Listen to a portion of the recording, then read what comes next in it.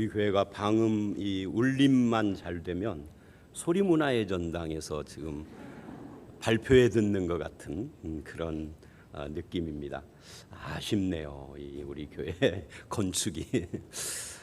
사진을 한 장 보여드리겠습니다. 이 사진은 2023년 올해 2월 12일자 뉴욕타임즈에 실린 사진인데 일본계 에일대학 경제학 교수입니다. 37살 먹은 나리타 유스케라고 하는 조 교수인데요. 이 친구가 이런 말을 했습니다. 경제 성장을 가로막는 노령화 사회에 대한 유일한 해법은 한 가지뿐이다. 노인들이 집단 할복 자살로 부담을 줄여줘야 한다. 그래서 일본의 젊은이들이 난리가 났습니다. 엄청난 인기를 끌고 있다고 합니다. 지금 올해 이야기예요. 말하자면 이 노인연금에 대한 부담을 어떻게 줄일 것이냐. 노인들 빨리 죽어라 그런 말이죠. 그래서 이 나리타의 추종자들이 누구냐면 이 사회복지 부담을 줄이기 위해서 노인들이 죽어야 된다 하는 생각으로 이 노령화 사회의 부담에 짓눌린 청년들이 그렇게 인기가 있다고 그래요. 그래서 우리 할아버지가 너무 오래 사네, 그들은 없어져야 하는데, 그런 생각이 일본 젊은이들 사이에 이 친구 때문에 많이 확산되고 있다고 그래요. 자, 문제는 이 친구가 무슨 말을 했느냐, 그건 중요하지 않습니다. 이 친구는 왜 이런 주장을 할까요? 이게 우리의 관심사입니다. 왜 이런 말을 할까요? 그것을 오늘 본문은 세상 지혜와 하나님의 지혜, 이 두 가지로 설명을 하고 있는 겁니다.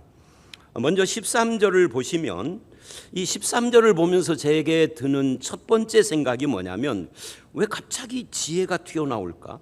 여태까지 말 이야기하고 행함 이야기를 했는데, 근데 잘 읽어보면은 이해가 되는 말씀이에요. 왜 지혜가 나오는지 읽어보도록 하겠습니다. 시작. 너희 중에 지혜와 총명 있는 자가 누구냐? 그는 선행으로 말미암아 지혜의 온유함으로 그 행함을 보일지니라. 이해가 되십니까? 왜 나오는지 잘 생각해 봐야 돼요. 1장에서는 개인 구원을 말할 때 말씀을 말을 했어요. 진리의 말씀으로 나를 낳고 진리의 말씀이 내 마음에 심어졌다고. 근데 2장에서는 공동체를 말하면서 율법을 이야기를 했습니다. 그리고 3, 4장에서는 세상에 대한 이야기를 하면서 지혜를 말하는 거예요. 그리고 이 말씀, 율법, 지혜라고 하는 이 세 가지는 구약 성경의 핵심 전통입니다. 자, 여기에 우리는 지식과 지혜에 대한 분별을 좀 할 필요가 있는데, 이거 국어사전이 뭐라고 설명하는가예요. 국어사전은 물론 사전들마다 좀 다르지만 지식을 이렇게 말을 합니다. 교육이나 경험이나 연구를 통해서 얻은 체계화된 인식이고, 상황이나 사물에 대한 정보와 이해와 분석이다. 이게 지식이다. 공부 많이 해야 한다 그 말이죠. 근데 지혜와 총명은 뭐냐 하면 지식과 달라요. 사물의 이치나 상황을 바르게 분별하며, 이것을 우리가 뭐라고 하느냐, 우리나라 사람들은 사리분별이라고 그러죠. 그러며 현실의 그 상황에 현명하게 대처하고 생활에 적용하는 능력이다. 그래서 이 지혜는요, 대학을 못 나와도 심지어 초등학교 문턱에도 못 가본 할머니 권사님이 그렇게 지혜로운 거예요. 그래서 참된 지혜는 강의실에서 나타나지 않고 현실의 삶의 현장에서만 지혜는 나타나는 겁니다. 지식은 강의실에서 나타나고요. 그런데 성경이 말하는 지혜는 국어사전이 말하는 지혜하고도 좀 달라요. 그건 뭐냐면, 이런 현명하게 대처하고 적용하고 분별하는 것에다가 플러스 선행으로, 그래요. 오늘 본문에 밑줄 하십시오. 선행으로, 그 다음에 그 행함을 거기에다 밑줄 하십시오. 보일지니라. 이 행함을 보여라 하는, 어디서 들은 이야기예요? 어디서 들었죠? 야고보서 2장 14절로 26절에 야고보서의 총 주제가 믿음은 행함으로 보여져야 된다. 행함으로 나타나는 믿음이었어요. 그런데 여기서는 믿음의 자리에다가 뭐를 넣었어요? 지혜를 넣었어요. 믿음의 행함을 지혜의 행함이라고요. 그래서 이 지혜는 이론으로 무장한 공부 많이 한 똑똑새가 되는 걸 말하는 게 아니고 선한 행실로 증명되는 지혜입니다. 자, 도표를 보여드리겠습니다. 도표 자체는 설명 않겠어요. 지난주에도 그 다음에 야고보서 맨 처음 할 때도 보였던 거니까 흐름을 보시라는 거예요.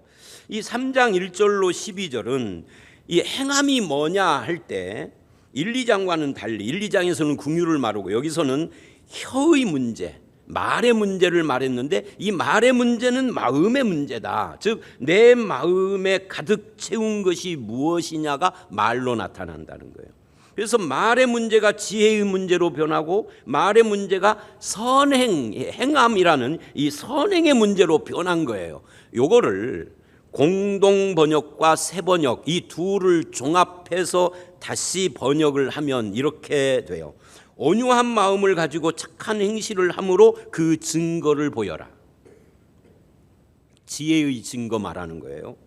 그러니까 이 나리타라고 하는 이 교수가 그 마음에 사람을 쓸모 있는 사람, 쓸모 없는 사람으로 보는 뭐가 있다는 거예요. 인간관이 있다는 거죠.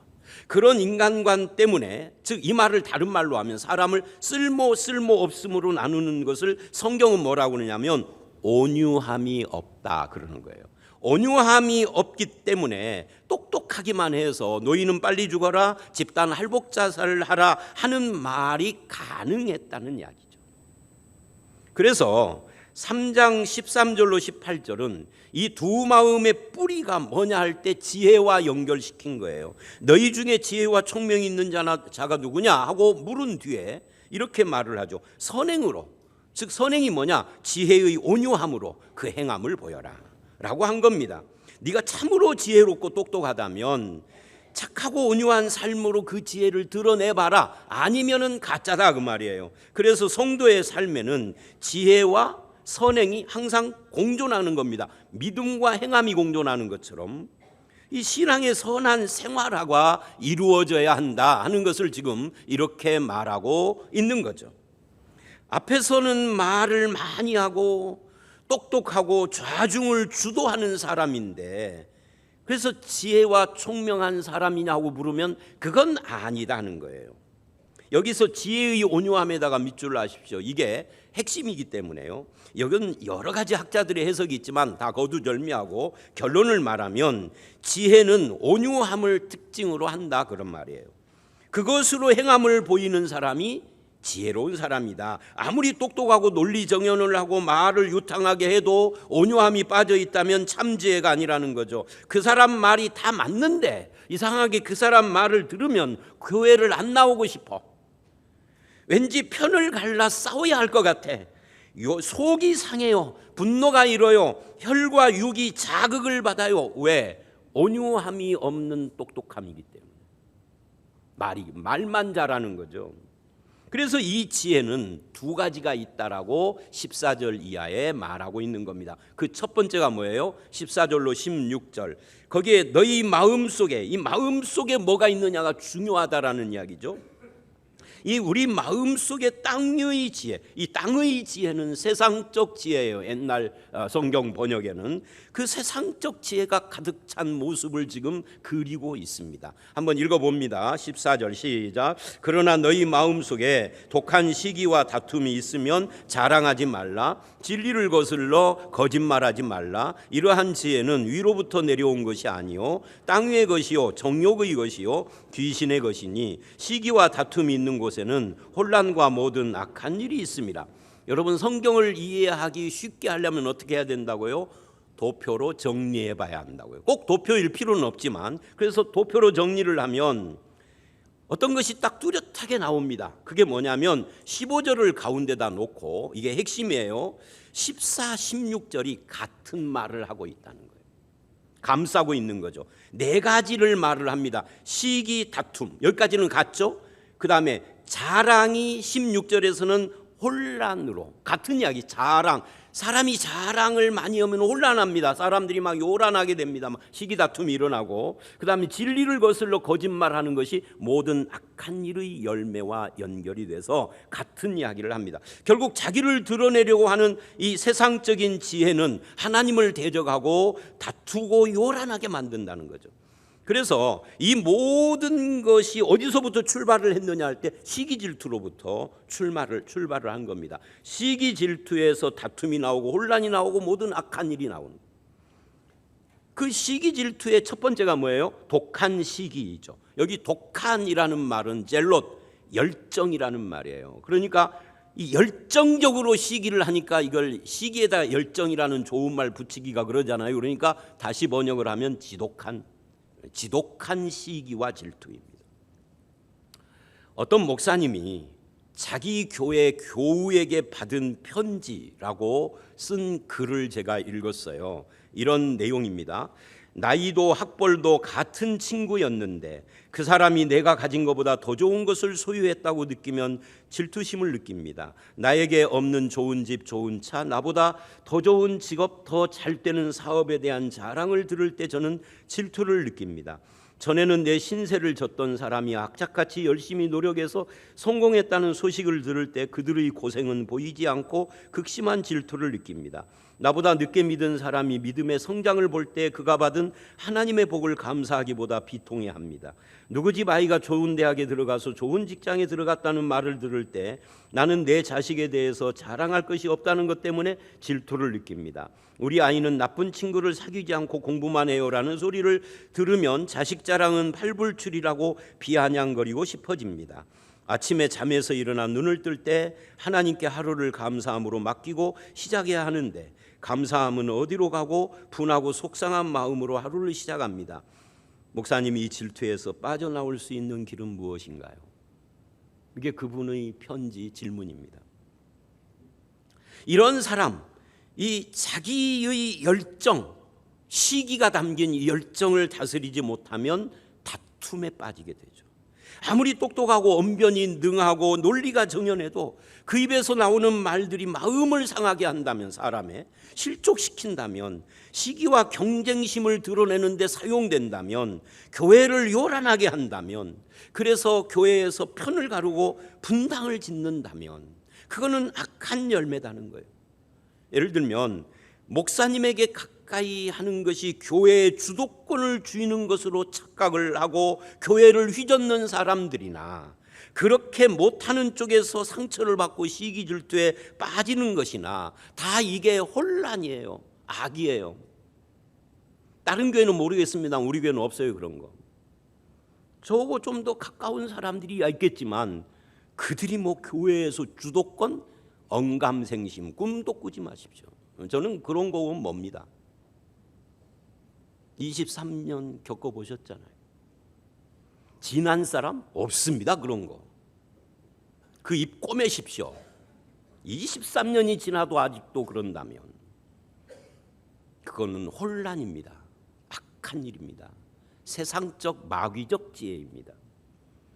그래서 이렇게 말을 하는 겁니다. 그런 마음으로 자랑하지 말아라. 똑똑한 척 떠들지 말아라. 만사를 자기 중심으로 보는 지혜롭지 못한 자다.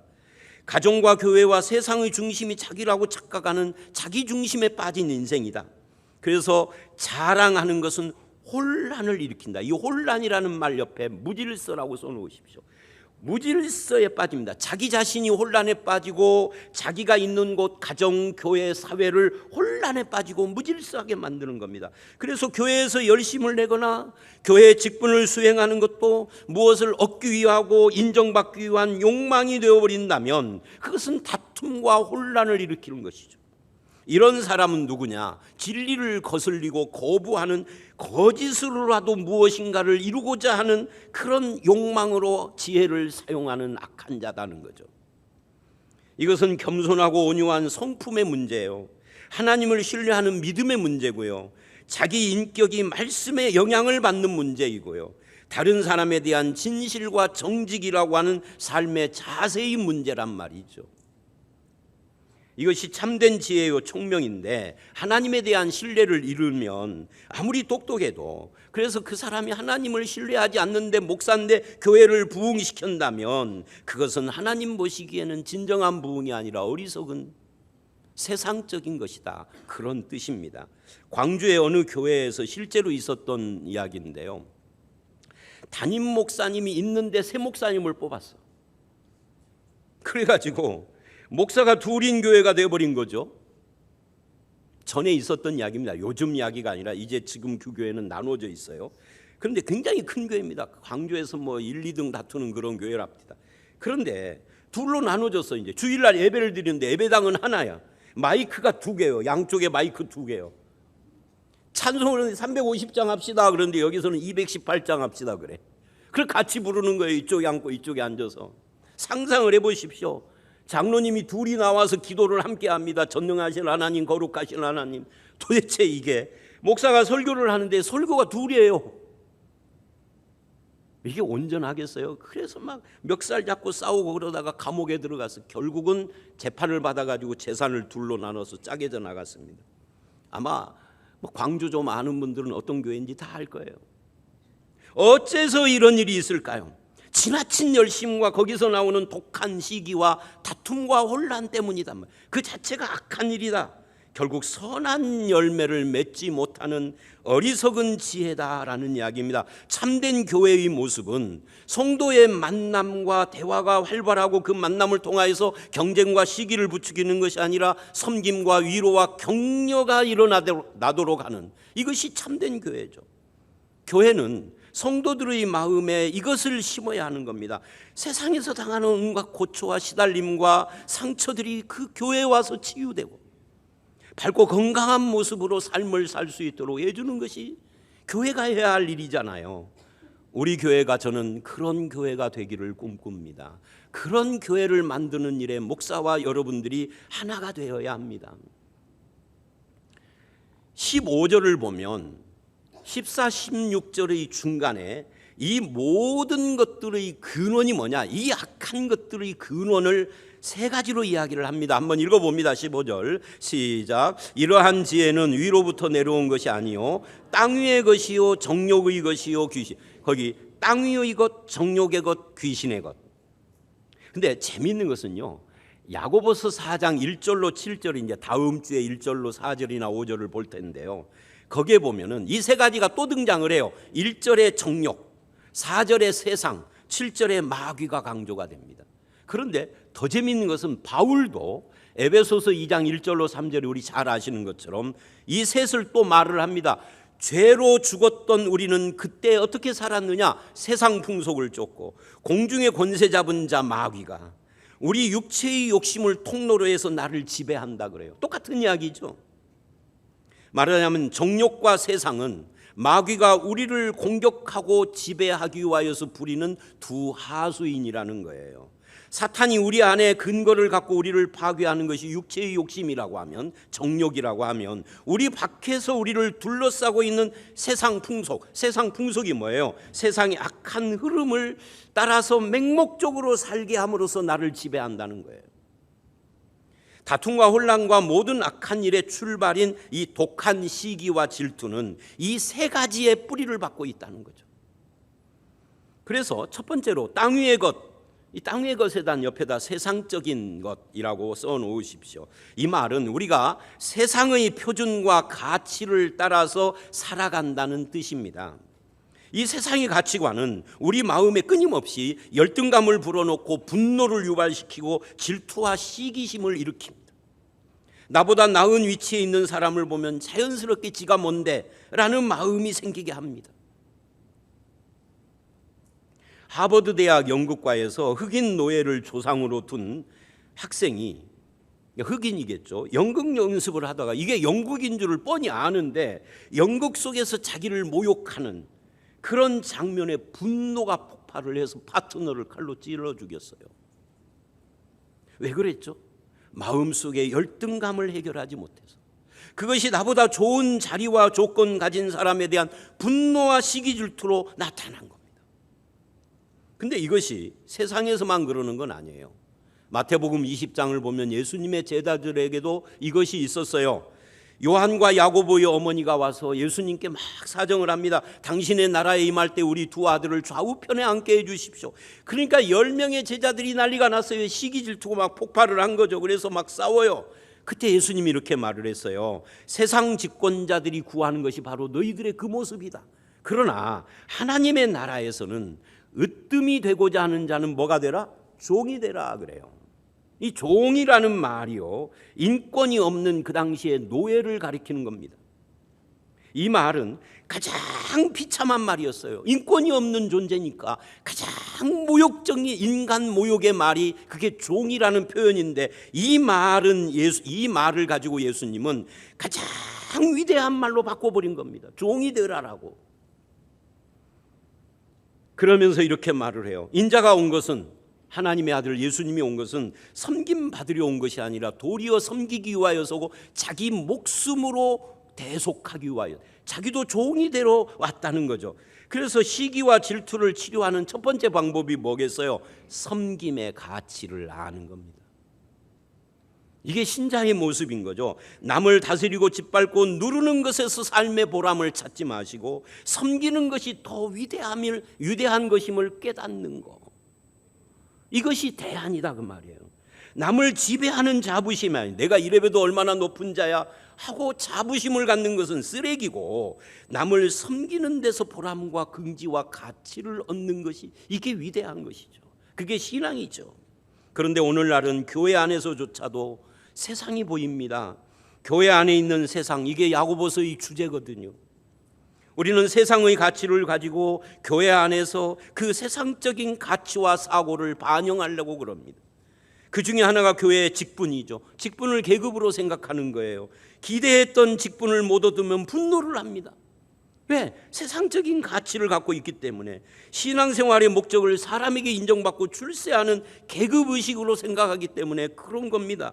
그래서 교회 생활이 그 사람들 때문에 어두워지는 거예요. 그러나 집사라는 단어가 헬라어로 디아코니아인데, 이 디아코니아라는 말은 먼지를 터는 종, 먼지 털고 다니는 종 있잖아요. 그 종이라는 뜻이에요. 이게 섬김이지 직급이 아니라는 거죠. 목사도 종이라는, 목동이라는 말에서 나온 거예요. 다만 목사와 집사, 장로, 권사는 그들이 각각 맡은 섬김의 사역 영역이 다를 뿐인 거지 똑같은 종들인 거죠.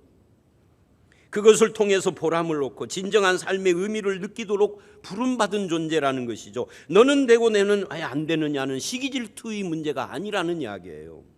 그러나 하나님 나라에서 진정으로 의의 면류관을 얻는 사람이 누구냐 할 때, 사도 바울은 디모데후서 4장 6절로 8절에서 이렇게 말을 해요. 자기를 예를 들면서 전제와 같이 부어진 사람에게 의의 면류관을 주신다고. 전제가 뭐예요? 전제가 메인 제사가 아니라 첨가 제사예요. 다시 말하면 주인공이 아니라 엑스트라라는 말이죠. 바울은 자기를 엑스트라라고 생각을 했어요. 세월이 2000년이 지나서 기독교 천지가 되는 바람에 사도 바울하고 우리가 존경을 하지, 바울 당시에는 존경받는 사람이 아니라 핍박받는 사람이었다고요. 근천스러운 저 비난받는 사람이었단 말이죠. 기독교가 약했을 때는.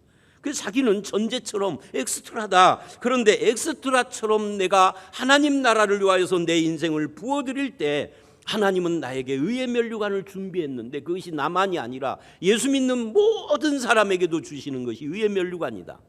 디모데후서 4장 6절로 8절 읽어보십시오. 그래서 이런 격언이 있죠. 허리를 굽히고 섬기는 사람들은 위를 쳐다볼 겨를이 없다. 시간이 없다는 거예요. 섬기는 사람은 남과 비교를 않는다는 거죠. 주님 앞에 서는 날 주님이 우리에게 무엇을 물을까요? 너는 얼마나 어깨를 힘주고 살았느냐, 얼마나 소유했느냐, 얼마나 많은 사람들을 지배하고 다스리고 살았느냐를 묻지 않으실 겁니다. 그 대신에 너는 얼마나 섬기며 살았느냐, 이걸 물으실 겁니다. 저와 여러분의 삶은 이 섬김의 향기와 보람으로 가득한 그런 삶이십니까? 정욕적인 것이라는 것이 두 번째 나오는데, 이 정욕적인 것에다가 밑줄을 하십시오. 이게 푸시키코스라고 그래서 본능적인입니다. 본능적인 욕망. 육체적인 욕망입니다. 다른 곳에서는 이 단어를 육체의 욕심이라고 번역을 해요. 이 육체는 신체가 아니라 죄성, 우리의 부패성을 말하는 겁니다. 이 죄성을 가진 인간의 본능이 타락했기 때문에 본능에서 나오는 그 욕심을 의지하면 안 된다는 거죠. 심지어 4장 2절을 보면 이 정욕 때문에 살인까지 한다라고 표현을 해요. 그러면 언제 이 육체의 정욕, 이 욕심의 뿌리를 둔 이 시기와 질투가 언제 사라질까요? 언제 사라질까요, 여러분? 죽는 날까지 안 사라져요. 죽는 날까지. 그래서 우리는 어떻게 해야 되죠? 죽는 날까지 이것과 투쟁을 해야 합니다. 그럼 어떻게 이 욕심에 대해서 이길 수 있느냐? 우리보다 나은 사람은 늘 있는 거고, 내가 비교할 대상은 항상 있는 거고, 나보다 잘 나가는 사람은 내가 죽는 날까지도 내 눈에 들어오잖아요. 심지어 아마 여러분 99세에 돌아가실 때 이럴 거예요. 우리 동창은 지금도 멀쩡한데 100살인데 아마 그럴 거요. 제가 조금 후하게 썼어요. 89세로 올라다가 그러면 욕하실까 봐. 죽는 날까지 사라지지 않는데 그러면 어떻게 해야 되느냐? 처방이 뭐냐? 욕심을 버려야 되죠. 뭐 욕심을 어떻게 버리느냐 하는 거예요. 대안이 뭐냐는 거예요. 성경이 가르치는 것은 나눔입니다. 세상적인 것에 대해서는 섬김을 이야기해요. 세상 가치의 반대. 이 욕심에 대해서는 나눔을 성경은 이야기를 합니다.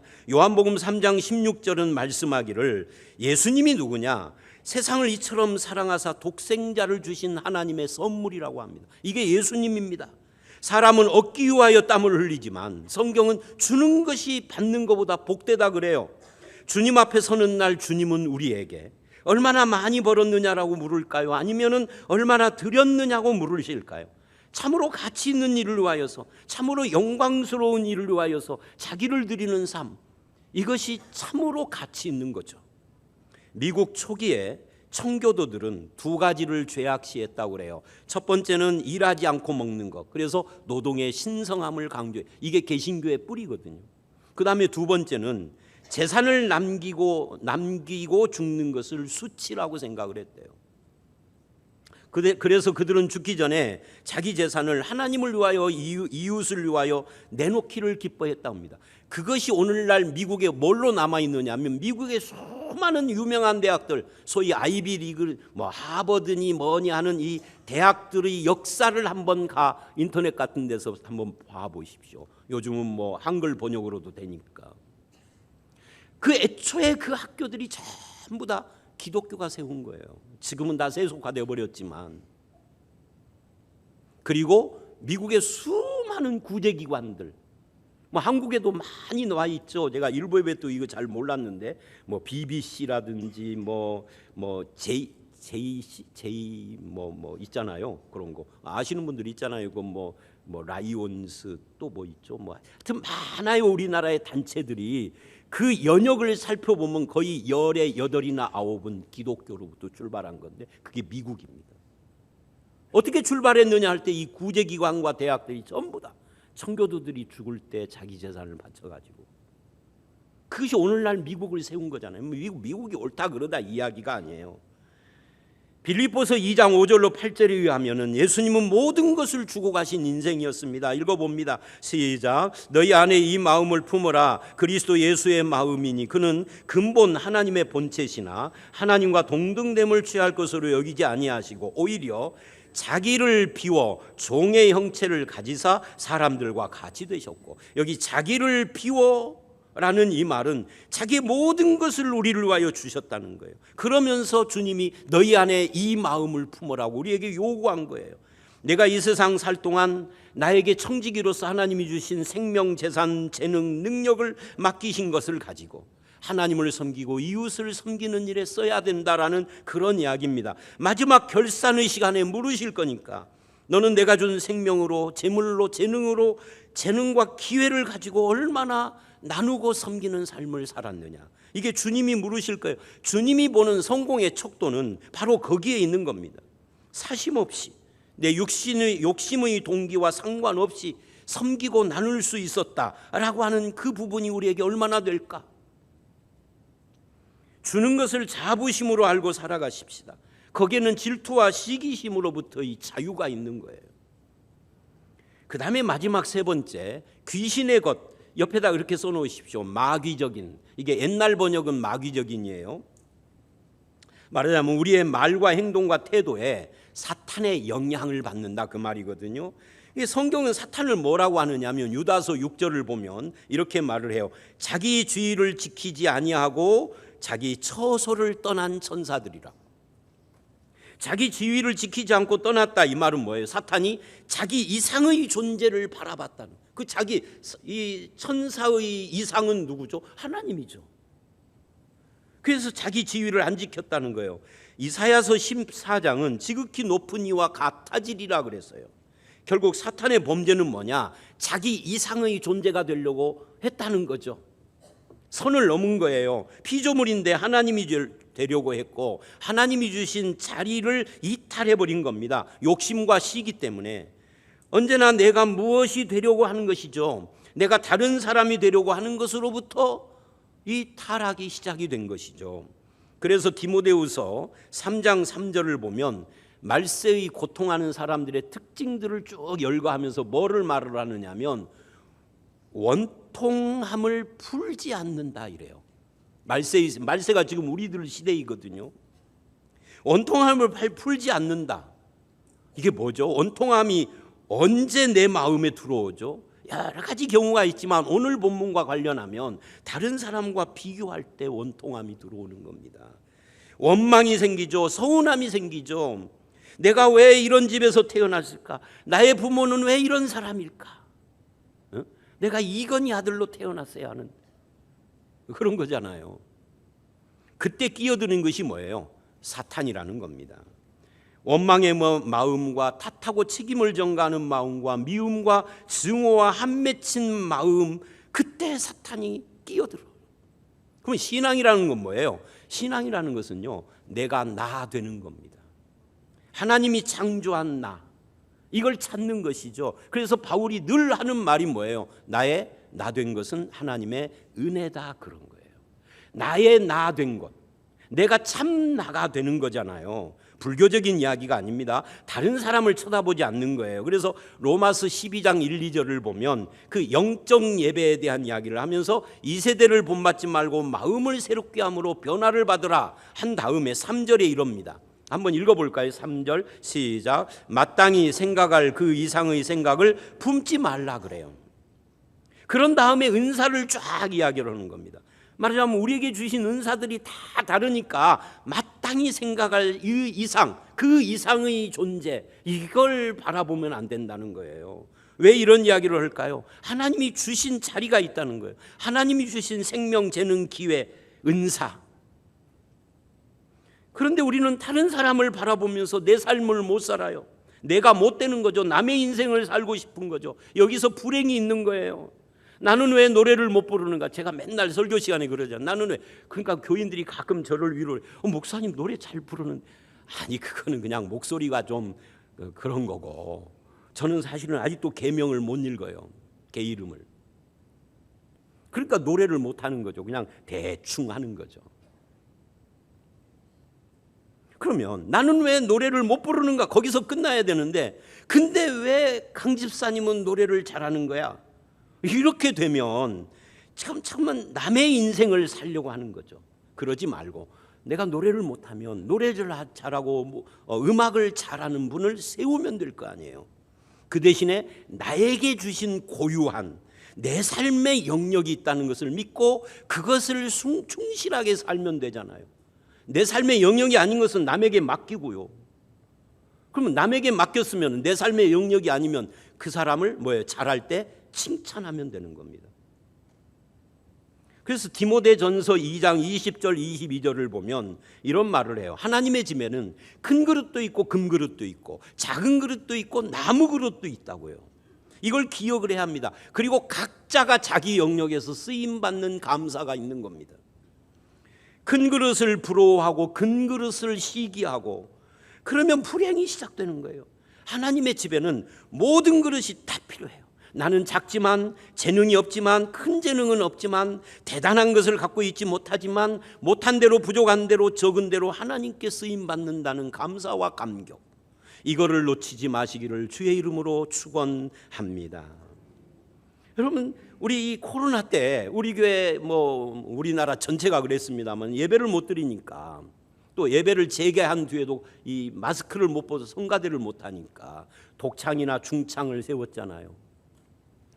독창자를 세웠던 이 누군가가, 실제가 아니에요, 지금 가상으로는, 세웠던 이 누군가가 목사에게 이쁨 받는가 봐. 이쁨 받는 게 아니에요. 그 사람 세우려고 3주를 설득해서 우리 집사람이 죽어도 못한다는 것을 어떻게 집사님 안 오면 설 사람이 없는데 사정한 거예요. 안 그런 분도 있지만 뭘 이쁨 받아. 그 시기 질투, 거기서 불행이 시작된다니까. 그게 사탄이라니까요. 그게 정욕이고 세상적 가치관이라니까요. 교회를 그런 세상적인 시각으로 바라보는, 그거 없다니까요. 교회는, 아니 있는 교회도 있겠지만 적어도 참 교회는 그런 거 없다고요. 칭찬하십시오. 내가 작은 그릇이면 큰 그릇을 칭찬하고, 그러나 작은 그릇 나에게도 하나님이 쓰시는 분야가 있다. 그걸 믿어야 합니다. 내 삶의 자리를 지키는 겁니다. 내가 되는 겁니다. 주님께서 내게 주신 삶의 영역에서 주의 도우심을 받아 하나님이 기뻐하는 삶을 살아가면 그 일을 성취하는 보람과 기쁨을 누리는 저와 여러분이 되시기를 주의 이름으로 축원합니다. 자, 이렇게 살려면 어떻게 해야 되느냐? 17절 18절은 이렇게 대답을 해요. 위에 있는 위로부터 난 지혜를 추구하라고요. 한번 읽어봅니다. 17절 시작. 오직 위로부터 난 지혜는 첫째 성결하고, 다음에 화평하고, 관용하고, 양순하며 긍휼과 선한 열매가 가득하고, 편견과 거짓이 없나니. 아까도 말한 것처럼 성경이 잘 이해가 안 되면 어떻게 하라고요? 도표. 근데 지금 보여드리는 도표는 제가 그린 게 아니에요. 이거는 최영삼 교수인데, 왜 이게 내 것이 아니냐면 앞에 것은 제가 한 거지만 요거는 이게 원어 분석이 필요한 도표이기 때문에, 그래서 이 도표를 놓고 보면은 이 8가지가 딱 4가지씩 둘로 갈라집니다. 목록이. 그래서 성결함은 하나님 앞에서, 이거는 이제 단어가 알파로 시작을 해요. 그리고 밑에 3가지 화평, 관용, 양수는 엡실론으로 쫙 되어 있습니다. 두 번째 긍휼은 사람들과의 관계인데, 이거는 엡실론으로 시작을 하고 뒤에 3가지는 다 알파예요. 그래서 분류가 쫙 됩니다. 자, 먼저 하나님의 지혜는 성결하다. 이 성결이라는 말은 순수하다, 순결하다 하는 말입니다. 말하자면 하나님 앞에서 동기가 순수한 거예요. 하나님의 뜻을 구하는 사람은 말투와 태도와 행실이 세상을 벗하지 않아요. 날마다 거룩하신 하나님을 바라보며 살기 때문에 오염되지 않아요. 이기적이지 않아요. 그래서 예수 잘 믿는 사람은 뭐 하는 겁니까? 그 특징 중에 하나가 권모술수가 없어요. 잔머리를 많이 돌리고 권모술수에 능한 자가 옆에 있으면 빨리 헤어지거나 멀리 하십시오. 그가 믿는 자라 할지라도 같이 있으면 안 돼요. 제대로 믿는 사람 아니거든요. 또 하나님의 지혜는 화평, 평화를 좋아합니다. 야고보서 1장 20절에 성내고 분노하는 것으로 하나님의 의를 이루지 못한다고 그랬어요. 말하자면은 세상이 말하는 투쟁으로는 하나님의 의를 못 얻는다. 세상 의는 몰라도 사람에게 오해받아서 화가 날 수도 있지만 하나님을 바라보고 사는 사람은 전지전능하신 하나님을 믿기 때문에 어떤 일이 일어나도 그 마음에 평안을 유지합니다. 온 우주를 창조하고 다스리는 하나님을 믿기 때문에 내 마음에 혼란이 없는 거예요. 요동하지 않는 거예요. 그리고 하나님의 지혜는 관용합니다. 내가 평안하니까 남에게 관용, 너그럽죠. 다른 사람들에게 아량이 있죠. 사력 있게 대하죠. 유연하게 생각을 하는 거죠. 누구든지에게 부드럽습니다. 또 하나님의 지혜는 양순, 이 유순하고 온유하고 기꺼이 양보하는 넉넉한 마음이라는 거예요. 이게 전부 다 성결하고 연결이 되는 겁니다. 거세지 않습니다. 남의 말을 잘 들어주기 때문에 사람들이 접근하기가 쉽습니다. 여러분 옆에 사람이 없음을 혹시 느끼시지 않습니까? 그런 분들은 자기의 말이나 자기의 생활 태도가 성결, 화평, 관용, 양순하고 거리가 멀어서 그래요. 그 다음에 두 번째 목록, 하나님의 지혜는 긍휼, 즉 사람을 불쌍히 여기는 거예요. 말하자면 사람들과의 관계에서 화평을 추구하는 것이 긍휼이라는 거예요. 남의 잘못을 이해해 주려고 노력하고 자비로운 성품을 갖고 악을 악으로 갚지 않고 선으로 베풀기를 좋아합니다. 그래서 선한 열매, 언제나 좋은 열매, 선한 열매를 맺죠. 하나님의 지혜는 편견이 없고요, 선입견이 없다 그 말이에요. 그러니까 선입견이 없으니까 뭐예요? 차별하지 않죠. 거짓이 없으니까 위선을 떨지 않죠. 이 거짓이 없으면 위선과 외식이 없다 그 말이고, 이 말은 진실하다는 뜻이에요.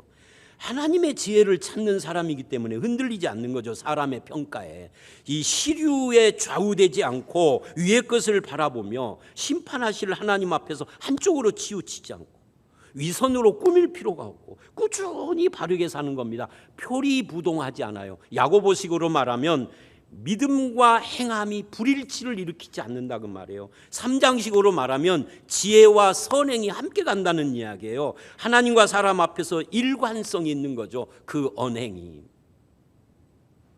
그러기 위해서는 어떻게 해야 할까요? 마음에 늘 하나님을 품고 살아야 합니다.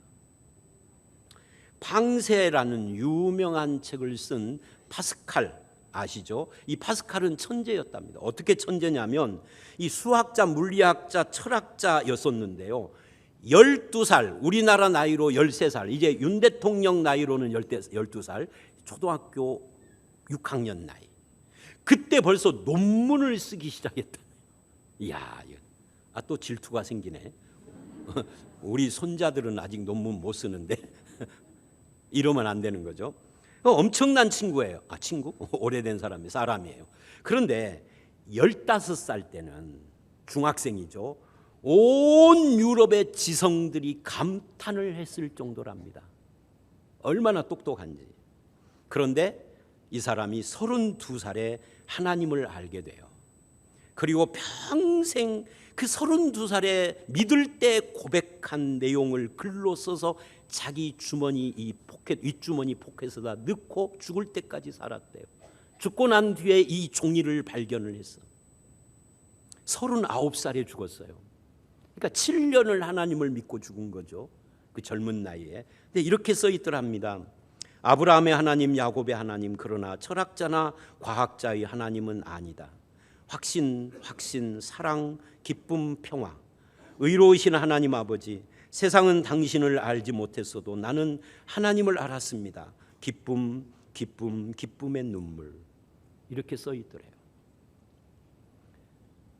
39세에 죽을 때까지 7년 동안 이 파스칼은 하나님을 뜨겁게 사랑하고 너무 감동적인 삶을 살았습니다. 철학자, 과학자였을 때는 그렇지 못했는데 여러분은 어떤 삶을 살고 있습니까? 의외로 오늘 본문의 마지막 강조점은 성결도 아니고 긍휼도 아니에요. 뭐를 강조하느냐면 그 성결과 긍휼의 열매인 화평을 강조합니다. 18절 읽어봅니다. 시작. 화평케 하는 자들은 화평으로 심어 의의 열매를 거두느니라. 원문을 다시 구성하면 이런 말이에요. 한번 읽어봅니다. 시작. 의의 열매는 화평 안에서 화평케 하는 자들에 의해서 심어진다. 그러니까 의의 열매는 화평으로부터 나온다 그 말이에요. 위로부터 나오는 지혜를 따라 사는 사람은 어떻게 살아야 하느냐? 하나님의 지혜로 살아야 하는데 그 하나님의 지혜의 결론이 뭐냐? 그것은 시기, 다툼, 자랑, 거스름, 편견, 차별로 세워지는 것이 아니다.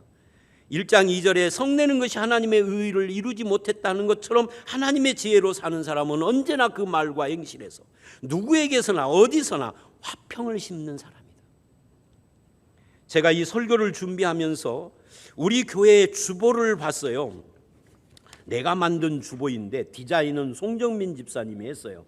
그래서 여기서는 지금 불이 굉장히 밝으니까 보이는데 집에서는 이렇게 밝지 않으니까 한참 어디다가 내가 그걸 써놨는가 하고 한참 봤더니 색깔이 잘 안 드러나게 해놨어. 섬기는 이들 해놓고 일을 잘하려고 화목을 깨뜨리지 말라. 이게 제 목회 정신이거든요. 근데 이 색깔 때문에 잘 안 보이는 거예요. 송정민 집사님 이거 어떻게 좀 해봐요, 방송실에. 그래서 이런 생각을 했어요. 이게 눈에 잘 안 띄니까 사람들이 자꾸만 화목을 깨는가 보다. 우리 전라도 말로 화목을 깨는갑다. 일을 잘하는 것이 중요한 것이 아니에요. 화평입니다. 평화를 누리는 것이 하나님의 사람의 특징입니다. 하나님의 지혜를 소유한 사람은 아무리 혼란한 상황에서도 하나님의 평화를 누립니다. 왜냐하면 성도는 의의 열매를 심어 화평의 열매를 맺는 사람이니까 그 지혜가 생활 속에서 자연스럽게 나타나는 거예요. 무슨 일을 하든지 화평으로 하십시오. 말을 해도 화평으로, 일을 해도 독한 열정이 아니라 화평으로, 어떤 계획을 세워도 화평으로, 요즘 여름 성경학교 수련회를 준비하는 것도 화평으로 해야 합니다. 그래서 그런 화평을 이루는 지혜를 달라고 하나님께 기도하십시오. 특히 하나님의 지혜는 마음의 표현인 말시에 나타납니다. 나의 말이 잘 통제돼서 누구에게 유익을 주는 말을 하도록 힘쓰는 것이 하나님의 사람이에요. 말에 절제가 있고 아름다운 사람이 지혜로운 사람입니다. 여러분에게는 이런 하늘로부터 오는 지혜가 열매로 나타나고 있습니까?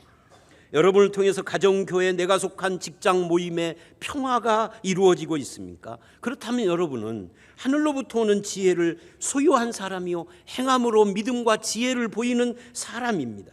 매 순간 하나님의 뜻과 지혜를 구하십시오. 그래서 우리가 하나님이 기뻐하는 삶을 살아가는 하나님의 사람이라는 것이 나타나는 그런 저와 여러분이 다 되시기를 주의 이름으로 축원합니다. 함께 기도하겠습니다. 하나님 아버지, 그렇습니다. 하나님께서는 우리에게 화평으로 의의 열매를 맺는 하늘의 지혜를 소유한 사람이 되기를 원하는데, 섬기는 삶, 나누는 삶, 하나님을 늘 품고 사는 삶을 살아가는 저희들이 다 되게 해 주시옵소서. 그래서 화목의 열매를 맺게 해 주시기를 간절히 바라올 때 예수님 이름으로 기도드렸사옵나이다. 아멘.